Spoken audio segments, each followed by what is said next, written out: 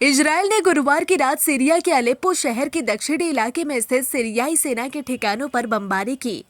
Reports के मुताबिक Israeli सेना ने अल सफीरा शहर के पास स्थित रक्षा सुविधा और वैज्ञानिक अनुसंधान केंद्र को निशाना बनाया। यह हमले सीरिया के अंदर इजरायल की ओर से किए जा रहे ताजा हवाई हमलों का हिस्सा है, जो बशर अल असद की सत्ता के गिरने के बाद से तेजी से बढ़े हैं। रिपोर्ट के मुताबिक सीरिया के अलेप्पो के दक्षिण में रक्षा कारखानों पर इजरायली हमले के दौरान 7 बड़े विस्फोट सुने गए। हालांकि इन हमलों में किसी के हताहत होने की कोई तत्काल जानकारी नहीं मिली। एएफपी ने अल सफीरा क्षेत्र के एक निवासी के हवाले से बताया कि ये हमले इतने जोरदार थे कि जमीन हिल गई और घरों के दरवाजे और खिड़कियां खुल गई। हमले की भयावहता का जिक्र करते हुए एक स्थानीय निवासी ने बताया कि यह अब तक का सबसे जोरदार हमला था, जिसने रात को दिन में बदल दिया। पिछले महीने की शुरुआत में इस्लामिक विद्रोहियों द्वारा बशर अल असद की सत्ता को गिराने के बाद से इजरायल ने सीरिया पर लगातार हवाई हमले शुरू कर दिए थे। इजरायल ने पिछले कुछ हफ्तों के भीतर 500 से ज्यादा हवाई हमले किए हैं, जिनमें सीरियाई नौसेना पर भी हमले शामिल है। इसके अलावा इजरायल ने गोलान हाइट्स के पास स्थित बफर जोन पर भी नियंत्रण स्थापित कर लिया। कुछ रिपोर्टों के अनुसार इजरायली सेना को दमिश्क से केवल 20 किलोमीटर की दूरी पर देखा गया है।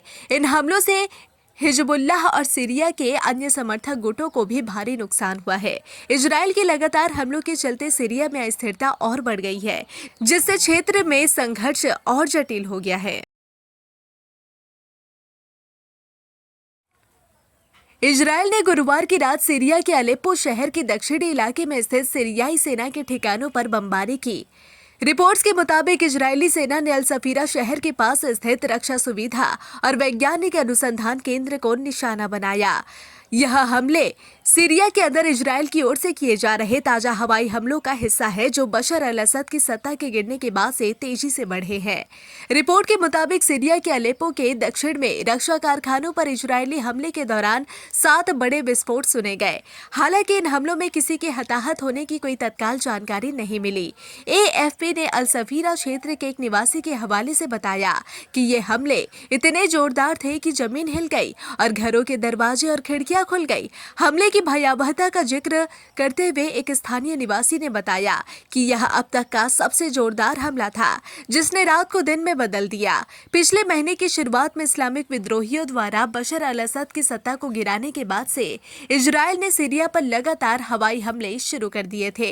इजरायल ने पिछले कुछ हफ्तों के भीतर 500 से ज्यादा हवाई हमले किए हैं, जिनमें सीरियाई नौसेना पर भी हमले शामिल है। इसके अलावा इजरायल ने गोलान हाइट्स के पास स्थित बफर जोन पर भी नियंत्रण स्थापित कर लिया।